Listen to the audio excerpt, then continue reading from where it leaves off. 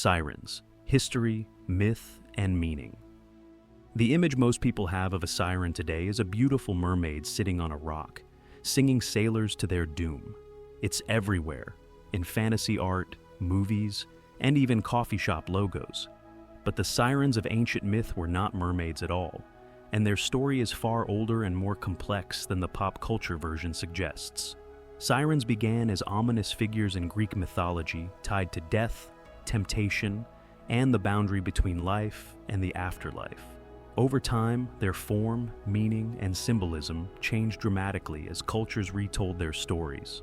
Understanding sirens means tracing that evolution, from terrifying bird women to romanticized sea spirits. Origins: not mermaids, but bird women. The earliest Greek descriptions of sirens portray them as creatures with the bodies of birds and the heads of women. Instead of living underwater, they lived on rocky islands or coastlines. In art from ancient Greece, they often appear perched like vultures on grave markers, a link that hints at their role in myth, guardians of boundaries, especially the boundary between life and death.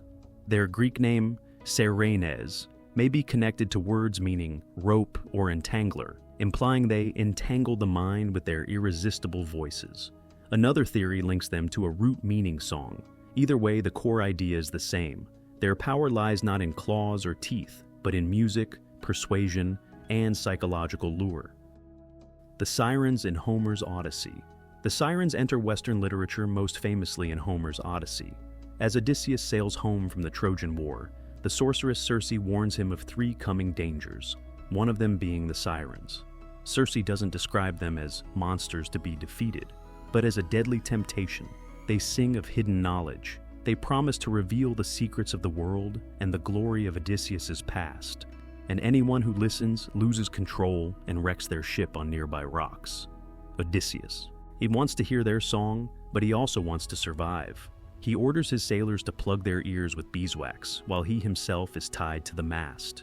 Struggling against his bonds, he begs to be released, but his men ignore him and pass safely by. The scene shows the sirens as symbols of irresistible desire. The dangerous urge to learn or experience things we know could destroy us. Unlike many monsters of Greek myth, the sirens do not physically attack. Instead, they make sailors destroy themselves. That subtle difference is part of what made them so unsettling. The Sirens and the Argonauts. Another important appearance comes in the story of Jason and the Argonauts.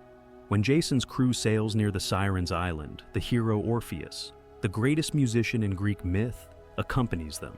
As the sirens begin to sing, Orpheus plays his lyre and sings so beautifully that the sailors ignore the sirens' voices. This version emphasizes an idea that recurs in later storytelling. The only way to defeat destructive temptation is to drown it out with something better: knowledge, art, discipline, or purpose.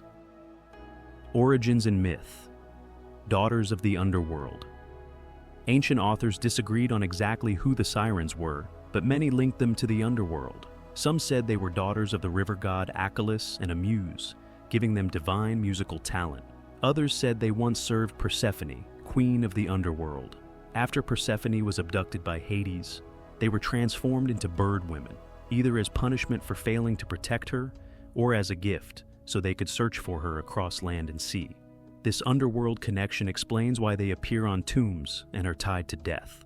The sirens were not just temptresses, they were liminal beings, standing at the edge of the living world, calling the living towards silence and oblivion. From bird women to mermaids, a medieval makeover. The image shift from bird woman to mermaid came gradually. In the Hellenistic and Roman periods, artists sometimes softened their features. But it wasn't until the Middle Ages that the hybrid truly changed shape.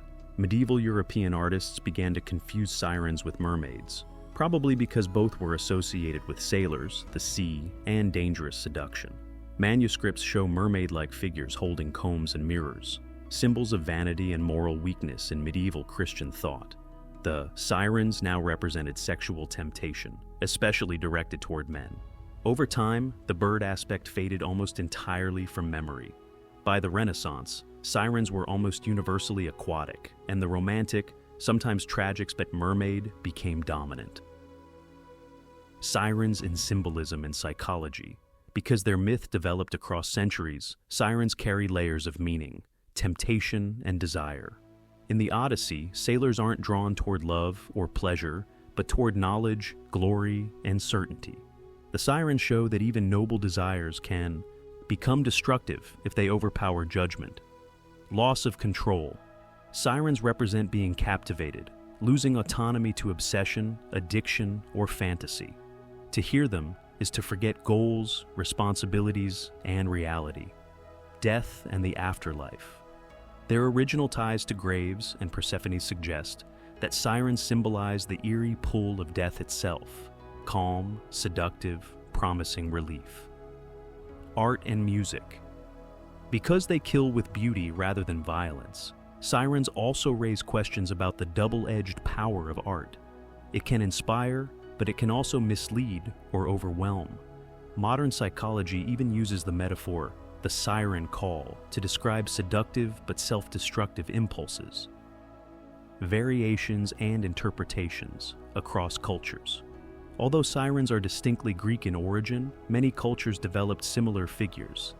Enchanting female spirits tied to water, nature, or the boundary between life and death.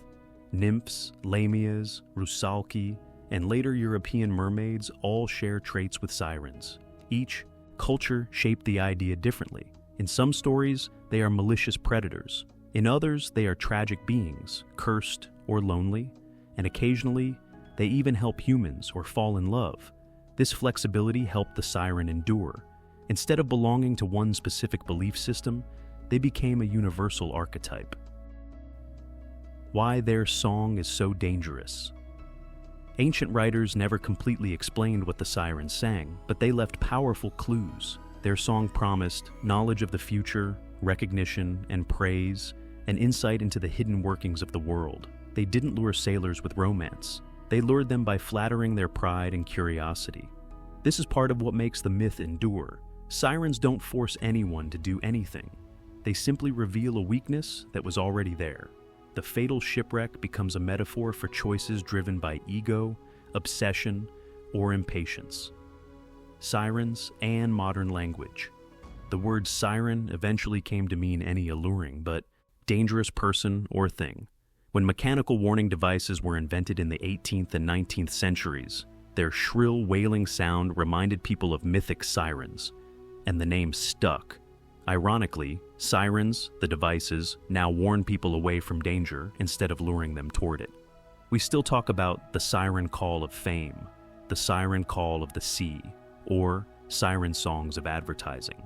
The myth slipped into everyday speech, from monsters to characters. Today's stories often humanize sirens. Instead of being faceless threats, they may struggle with isolation, resist their nature, fall in love, or question why they must harm humans at all.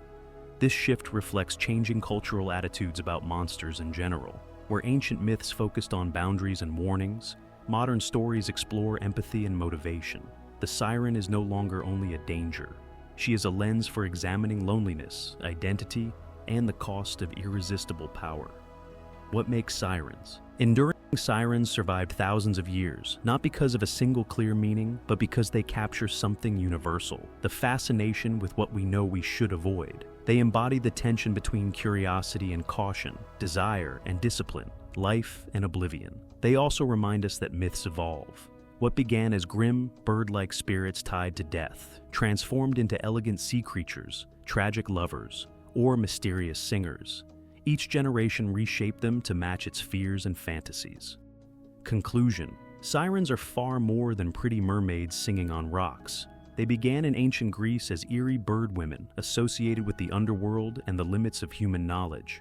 Through Homer's poetry, medieval reinterpretation, and centuries of art and storytelling, they became symbols of temptation, obsession, and the shadow side of desire. Whether perched on tombs, gliding through ocean waves, or whispering through modern metaphors, sirens continue to haunt imagination. Not simply because they are dangerous, but because they reveal how easily beauty, knowledge, and longing can turn into traps. Their story isn't just about sailors wrecking ships. It's about the eternal human struggle to hear the music of the world without losing ourselves to it.